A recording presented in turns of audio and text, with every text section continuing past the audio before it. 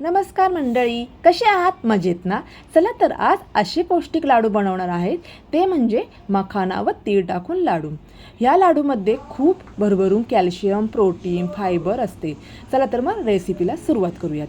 तीळ घेतलेले आहेत, आपण मखाना घेतलेला आहे, सुंठ, वेलची, काळी मिरी आणि गूळ. चला तर मग कढई तापायला ठेवलेली आहे. आपण तीळ पहिले भाजून घेऊया.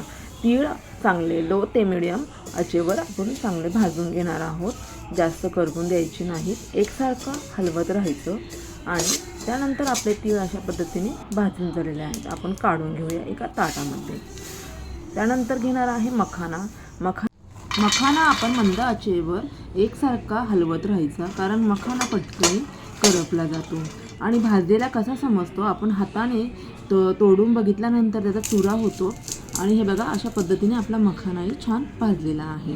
त्यानंतर आपण सुंठ, वेलची, काळी मिरी हलकीशी आपण गरम करून घेणार आहोत. गरम करून घेतल्यामुळे काय होतं, जास्त दिवस लाडू जास्त दिवस टिकतात.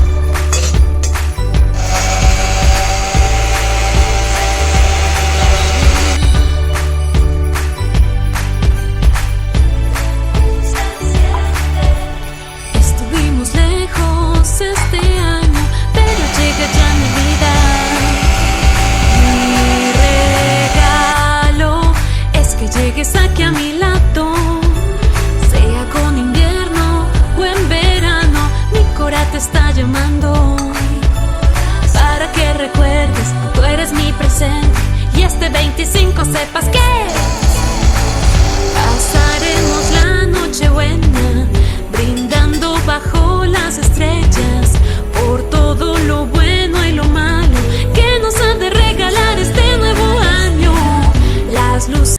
छान असं भाजून घेऊन आपण थोडं बारीक करून घेतलेलं आहे.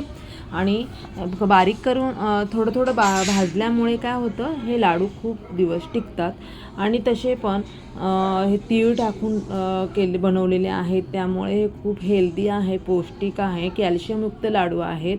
जरूर नक्की अशी माझी सोप्या पद्धतीने बनवलेले आहेत. तुम्ही नक्कीच ट्राय करून बघा. आणि हे आपल्या चॅनलवरती वेगवेगळ्या प्रकारच्या पौष्टिक लाडूंची ही रेसिपी आहे, तुम्ही नक्की माझ्या चॅनलवर चेक करा.